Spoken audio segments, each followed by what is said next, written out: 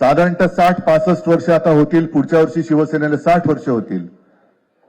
इतकी वर्ष व्यवस्थित गेली आणि आज परत आपण पाहतो आहोत की मुंबईचे लचके, मुंबईच्या चिंधड्या उडवायच्या हे मनसुबे त्यावेळेला ज्यांना मुंबई पाहिजे होती, चिंधड्या उडवायच्या हे मनसुबे त्यावेळेला ज्यांना मुंबई पाहिजे होती, त्यांचेच प्रतिनिधी जे वरती दोघं जण, वरती म्हणजे इकडे नाही दिल्लीत बसलेले आहेत, त्यांचे मनसुबे आहेत.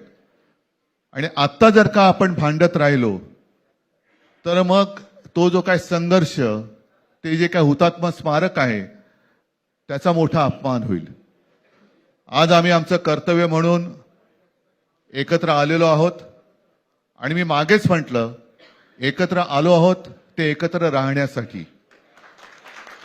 यापुढे मुंबईवरती आणि महाराष्ट्रावरती कोणी वाकड्या नजरेने किंवा त्यांच्या कपटी कारस्थानाने महाराष्ट्राला मुंबईपासून किंवा मुंबईला महाराष्ट्रापासून, मराठी माणसापासून तोडण्याचा प्रयत्न करेल, त्याचा राजकारणात खात्मा केल्याशिवाय राहणार नाही, शपथ घेऊन आम्ही मैदानात उतरलेलो आहोत.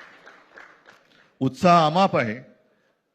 मी तुमच्या सर्वांच्या माध्यमातून, मला कल्पना आहे की आज केवळ महाराष्ट्रच नाही तर अख्खा देश बघतोय.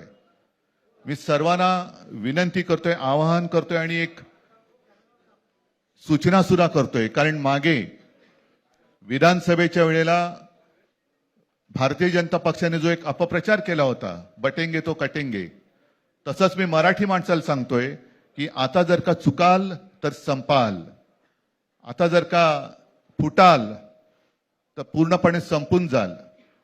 म्हणून परत एकदा तुटू नका, फुटू नका आणि मराठीचा वसा टाकू नका, हाच एक संदेश मी आमच्या आज दोघांच्या युतीच्या निमित्ताने संपूर्ण महाराष्ट्राला देतो आहे.